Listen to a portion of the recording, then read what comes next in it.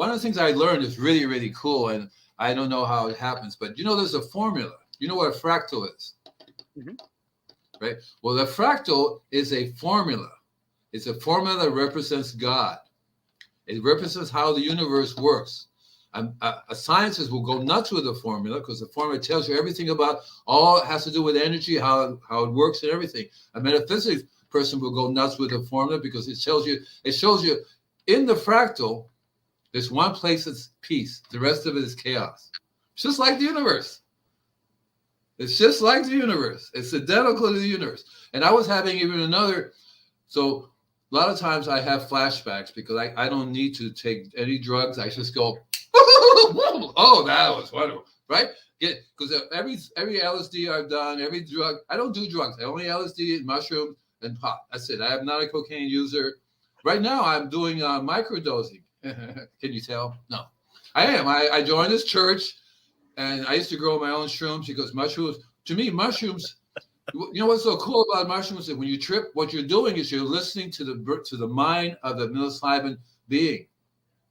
That's what's going on. When you do the mushrooms, you're actually talking.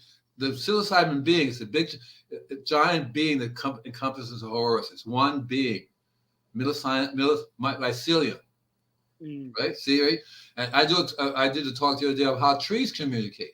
Well, they're all plugged into the mycelium. We used to be plugged into the mycelium until one day we just say, hey, we're going to start walking around, right?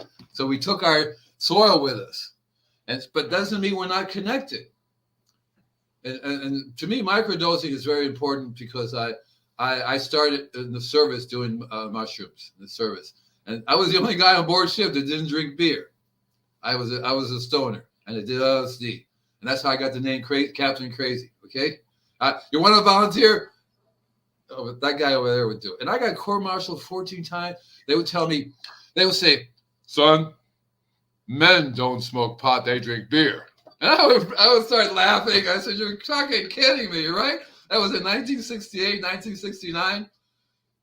And I finally, the captain on board ship one day, and this is a short story. I'll make it short, but see, in the service, if you're an officer, you're allowed to go in civilian outfit, unless you're in your home port where your family is, and you're allowed to be in civilian outfit to visit your family.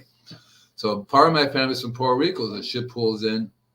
I got my civvies, and I hitchhiked to visit my family. Shore Patrol Lopez, you're in Jeep Drover now. You know you're not an officer. No, I live here. No, you don't. My family. No, you don't. Reported me to the captain. I said, sir, I can prove it. Just drive over here, and I'll show you my aunt, my uncle, all these guys. Sure enough, he took it there. He had a good time. On the way back, he says, Lopez, I know you're carrying a joint with you. I said, sir, I know you're carrying a joint with you. Let me see what you got. And I had a nice big spliff of this very same stuff that I was telling you about before, that comes from Thailand. And that's another story right there. You know about the 23rd parallel? All right, finish. Andy, finish the other one first. I am finished. I'm moving along. I'm moving along. So let's see. The captain smoked it. I said, here.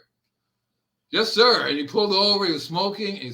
They smoke cigars, so that's nothing to smoke. And it's next thing you know, he's grinning and smiling.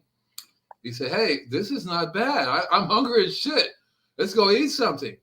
And it was a big guy, bald-headed guy, straight as heck.